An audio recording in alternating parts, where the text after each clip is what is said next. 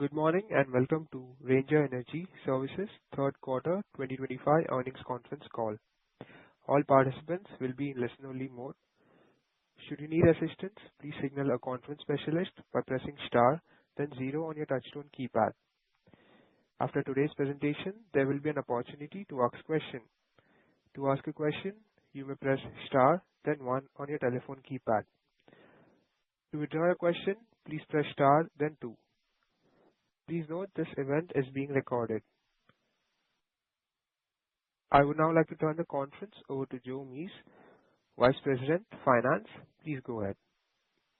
Good morning and welcome to Ranger Energy Services third quarter 2025 earnings conference call. We appreciate you joining us on an exciting day in Ranger's growth journey. Before we begin, Ranger has issued a press release outlining our operational and financial performance for the 3 months ended September 30th, 2025. The press release and accompanying presentation materials are available in the Investor Relations section of our website at www.rangerenergy.com. Today's discussion may contain forward-looking statements about future business and financial expectations. Actual results may differ significantly from those projected in today's forward-looking statements due to various risks and uncertainties, including the risks described in our periodic reports filed with the Securities and Exchange Commission. Except as required by law, we undertake no obligation to update our forward-looking statements. Further, please note that non-GAAP financial measures will be referenced during this call. A full reconciliation of GAAP to non-GAAP measurements is available in our latest quarterly earnings release and conference call presentation. Joining me today are Stuart Bodden, our Chief Executive Officer, and Melissa Cougle, our Chief Financial Officer. Stuart will begin with a strategic and operational overview, including commentary on our acquisition of American Well Services. Melissa will then walk through a financial summary of the transaction and the results for Ranger's third quarter. Following their remarks, we'll open the call for Q&A. With that, I'll turn it over to Stuart. Thank you, Joe, and good morning, everyone. Today marks a significant milestone in Ranger's journey. This morning, we are proud to announce the acquisition of American Well Services, a leading Permian Basin-focused well services provider with a fleet of 39 active workover rigs, new complementary service lines, and over 550 employees. This transaction represents a strategic acquisition that strengthens our position as the largest well servicing provider in the lower 48 and enhances our ability to deliver differentiated, technology-enabled solutions to our customers. Let me start by sharing why AWS is such a compelling addition to Ranger. Outside of adding meaningful scale to our high-specification rig business in the Permian Basin, AWS brings a well-maintained fleet of high-spec rigs that includes extensive supporting equipment and an excellent safety track record. The AWS business also provides a suite of complementary service lines to Ranger, including tubing rentals and inspection, chemical sales, mixing plants, and transportation and logistics, amongst other services. Their operations are deeply rooted in the Permian Basin since founding, and their team has built a reputation for safety, reliability, and operational excellence similar to that of Ranger. They have grown the business strategically over the past 7 years through a combination of inorganic and organic growth, and they have established themselves with a strong customer base that is anchored by major operators. This acquisition will expand Ranger's rig count by approximately 25%, strategically increasing our market share in the premier oil and gas basin in the lower 48, while also unlocking meaningful pull-through revenue opportunities for Ranger's own high-spec rig business. AWS's customer base is highly complementary to ours. While we share some of our largest customers, there are new customer relationships that broaden our market reach on the AWS side, and we look forward to further expanding these relationships in the future. From a financial standpoint, the purchase price of approximately $90.5 million represents less than 2.5 times trailing 12 months EBITDA, with consideration consisting of a prudent mix of cash and equity, along with an earnout that is tied to AWS's assets, generating at least $36 million of EBITDA over the next 12 months. Additionally, we expect to realize approximately $4 million in annual cost and revenue synergies once integration is complete. The transaction is immediately accretive to earnings and cash flow with minimal dilution. In addition to the share repurchases we have been successfully executing over the past 2 years, AWS represents an even higher return on capital comparatively, given the discount of the deal multiple to our own trading multiple. We are supporting the transaction with minimal borrowings on our revolver and pro forma leverage of less than 1/2 turn. On a pro forma basis, Ranger is now expected to produce over $100 million in adjusted EBITDA in 2026 under current market conditions, with an earnings potential that is much higher when commodity prices recover in the future. Our Executive Vice President of Well Services, Matt Hooker, Melissa, and I are here in the Permian Basin today while hosting this call to welcome our new Ranger team members aboard and continue the integration planning that has already commenced.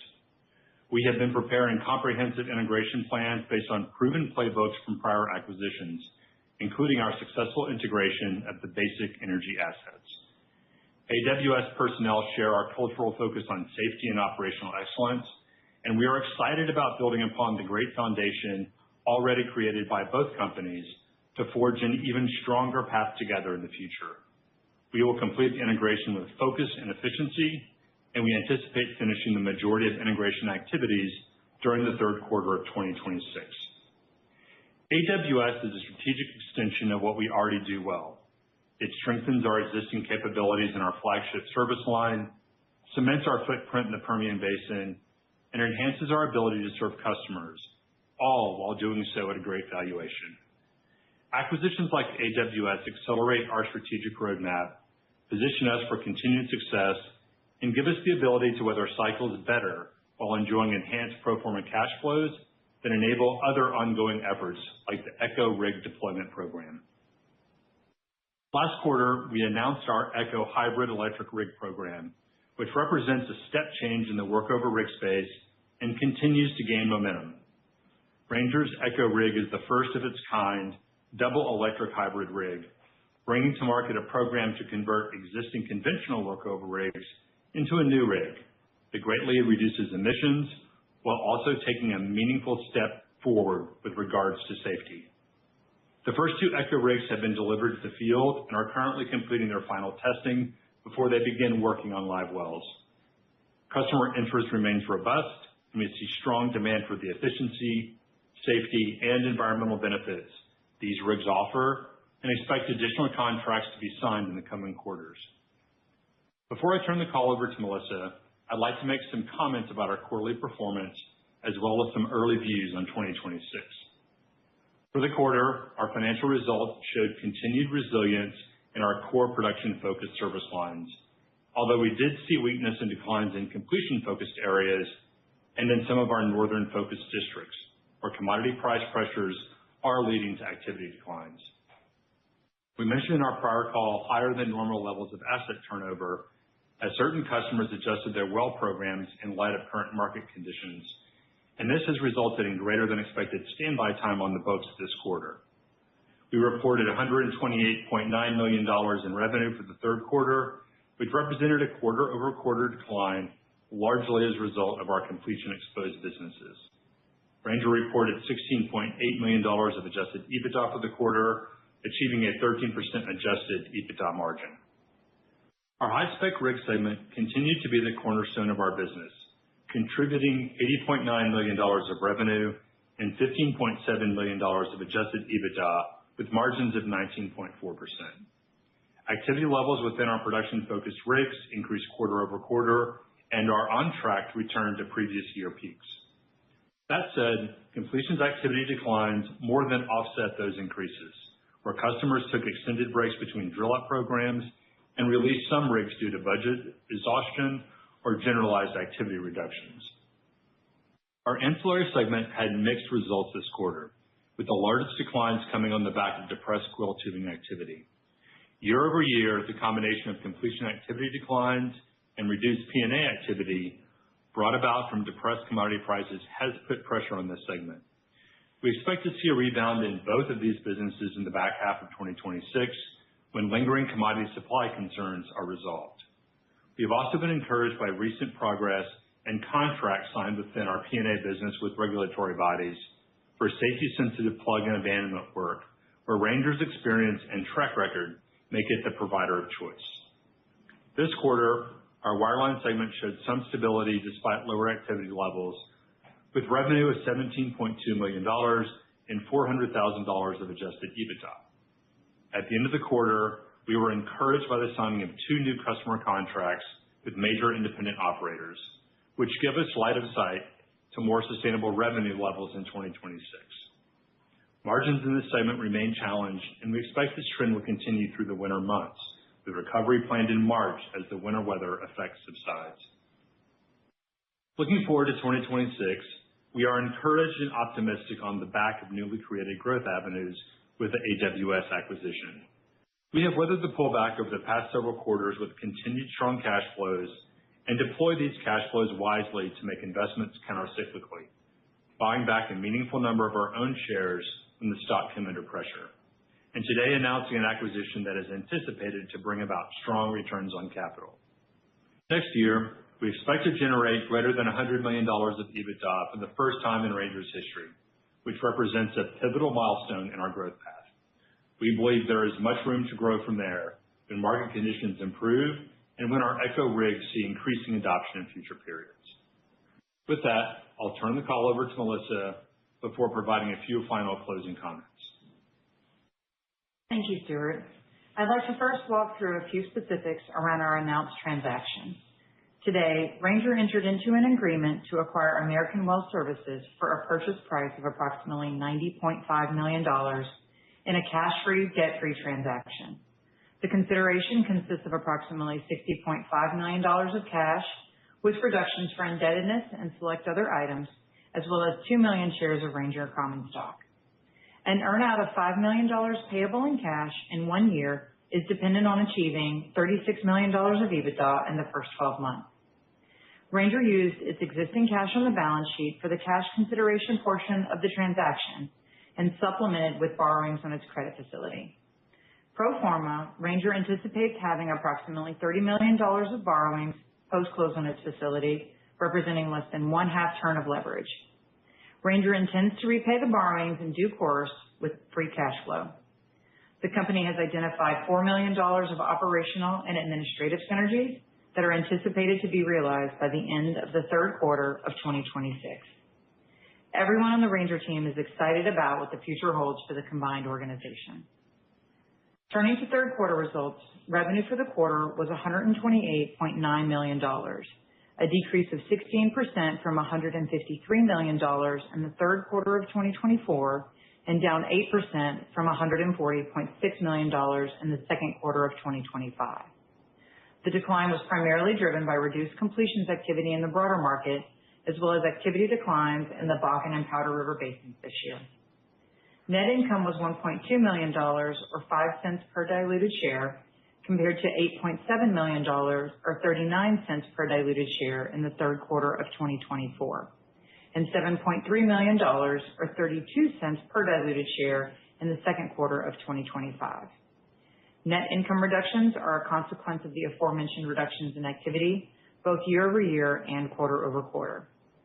Ranger is reporting adjusted EBITDA for the quarter of $16.8 million, representing a 13% margin. Now let's look at performance by segment. High-spec rigs generated $80.9 million in revenue, down from $86.7 million in the prior year period and $86.3 million in the prior quarter. Rig hours totaled 111,200 hours for the quarter, with an average hourly rate of $727. Rig hour reductions were related to a reduction in completions devoted rigs during the quarter, while rig hourly rates were affected by larger than normal amounts of standby time for rigs when they operated a much lower margin between active jobs. Adjusted EBITDA for the quarter was $15.7 million. Processing Solutions and Ancillary Services delivered $30.8 million in revenue, down from $36 million in the prior year and $32.2 million in the prior quarter, while operating income was $3.4 million and adjusted EBITDA was $5.5 million for the quarter. Year-over-year, activity declines were predominantly in plug and abandonment and coiled tubing service lines, while quarter-over-quarter declines were related to coiled tubing and torrent service lines where some recently idled equipment has not yet found new contracts. Finally, wireline services reported $17.2 million in revenue with an operating loss of $4.2 million and adjusted EBITDA of $400,000.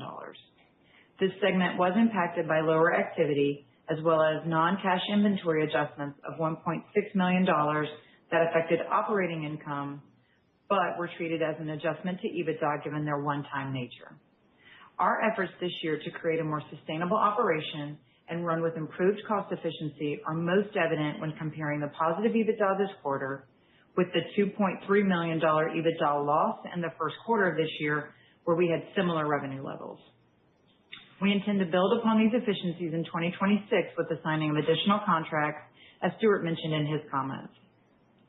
And turning to the balance sheet, as of September 30th, 2025, total liquidity was $116.7 million, consisting of $71.5 million of capacity on our revolving credit facility and $45.2 million of cash on hand. Free cash flow for the quarter was $8 million or 37 cents per share, reflecting continued strength in our cash conversion. Year to date, we've generated $25.8 million in free cash flow, which has been deployed in the announced transaction today with AWS, as well as through our shareholder return program. During the quarter, we were very active repurchasing 668,000 shares for $8.3 million, bringing year-to-date shareholder returns, including both share repurchases and our base load dividend, to $15.6 million. Our capital allocation strategy remains focused on balancing disciplined growth with shareholder returns. Capital expenditures year-to-date totaled $19.1 million, down from $28.7 million in the prior year period. The current year-to-date figure includes payments related to procure and build our two newly delivered Echo rigs. Our leverage profile remains conservative, and we continue to maintain financial flexibility to pursue strategic growth opportunities like the AWS transaction while simultaneously returning capital to shareholders. We will continue to be prudent stewards of our balance sheet and capital returns framework in the future. Before I hand it back to Stuart for closing comments, I want to reiterate that our financial discipline, strong liquidity, and consistent free cash flow generation position us well to execute on our strategic priorities. Thanks, Melissa. As we close out the third quarter, I want to reflect on the progress we've made and the opportunities ahead. The acquisition of American Well Services is a clear example of our disciplined approach to growth. It's a transaction that enhances our scale, expands our service offerings, and strengthens our position in a key basin. With AWS, we're not changing who we are, we're building on what we do best.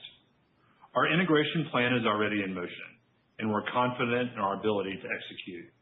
We've done this before and we'll do it again, with measured urgency, precision, and a focus on creating value for our customers and shareholders. At the same time, our Echo hybrid electric rig program continues to gain traction. These rigs represent the future of well servicing, and the AWS acquisition gives us a better platform upon which we can accelerate that future.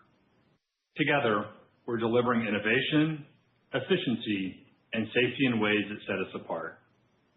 We remain committed to our purpose, to be the best well servicing provider in the lower 48 on behalf of our customers, partners, employees, and shareholders.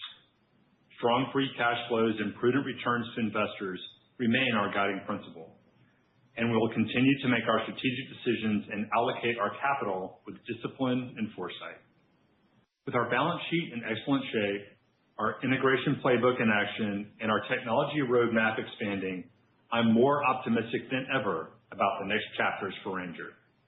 I want to thank our Ranger employees, customers, and the AWS team for their partnership and commitment throughout this process. We're excited to welcome AWS into the Ranger family and look forward to everything we will achieve together. Thank all of you for your continued support. We'll now open the call for questions. Thank you. We will now begin the question and answer session. To ask a question, you may press star, then one on your touchtone phone. If you are using a speakerphone, please pick up your handset before pressing the keys. If at any time your question has been addressed and you would like to withdraw your question, please press star, then two. At this time, we will pause momentarily to assemble our roster.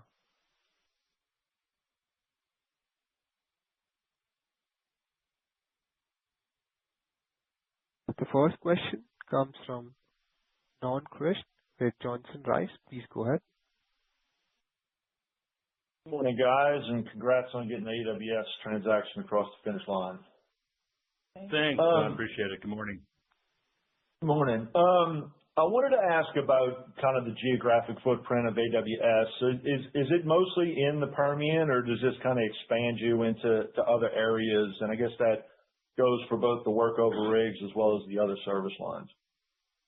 Everything is in the Permian Basin. It's a 100% Permian Basin player. Okay. And then as far as like tubing rentals and inspection and some of the other business lines that you're not in now, like how big is that in relation, or maybe you want to characterize it into EBITDA or whatever metric you want to use as compared to the high-spec rig fleet? Yeah, from a revenue perspective, it's about 45-55, meaning about 55% of their revenue is a direct overlap with Ranger, and about 45% is service lines that are unique to Ranger. But I think one of the things we're excited about is a lot of those service lines are being sold into some of our existing customers, and so we think there may be an opportunity to expand them in the future. Interesting. And my last question, and I'll return the queue, is on the Echo rigs. Where are we in the process? I believe they've both been delivered, but have either one of them gone to work? And kind of what are your first impressions, now having it in your possession? So there's two. One is in the Bakken currently, and one is in the Permian Basin. They are each kind of undergoing final testing. We expect the one in the Bakken to be working on live wells within the week, and we think the one in the Permian Basin right after that. We're pretty excited, Don. If you go up to the rig, if you just think about the safety features it has, how quiet it is, we've obviously talked about some of the environmental benefits, but I think everybody that has been up and close to it has been pretty blown away. So we're very much excited to get it over a live well. It's going to be a momentous time period for y'all for sure. I'll turn back the queue. I appreciate the caller.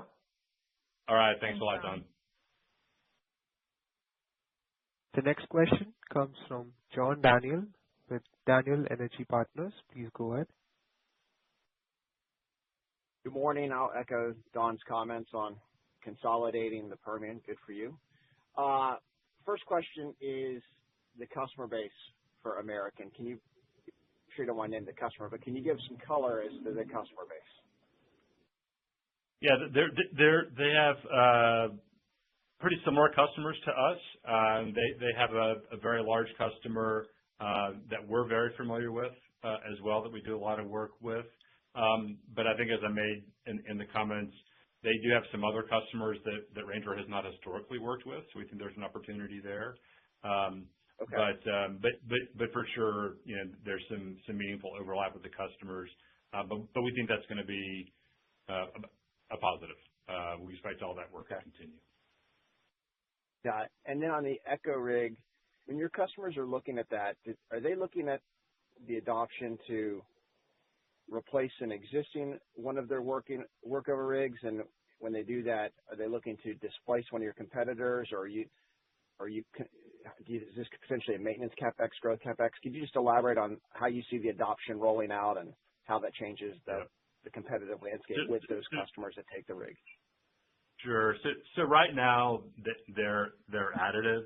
We're not taking away. Okay. That said, as we think about over time, we would expect that these rigs would be deployed and would either replace some existing rigs of ours or competitors. Right. But we don't think that's going to be one for one, right? So, if you put 2 Echo rigs out, maybe they collectively displace 1 conventional, something like that. Fair enough. And then just a final one, which I'll try to get you to answer. Would you give us an over-under on how many Echo rigs get built in 26? An over-under in 26? Yeah.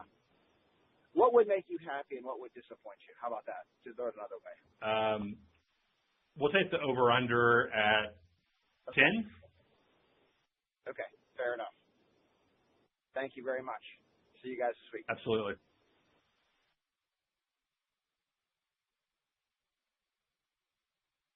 Thank you. This concludes our question and answer session. I would like to turn back over to Stuart Bowden for any closing remarks. Thanks, Steve. Again, just thanks to all of you for your continued interest in Ranger. As we said, it's an incredibly exciting time with the deal, with the Echo rigs. We're really just excited about everything's coming together. So we look forward to talking to all of you in the weeks ahead. Thanks a lot. Thank you. The conference has now concluded. Thank you for attending today's presentation. You may now disconnect.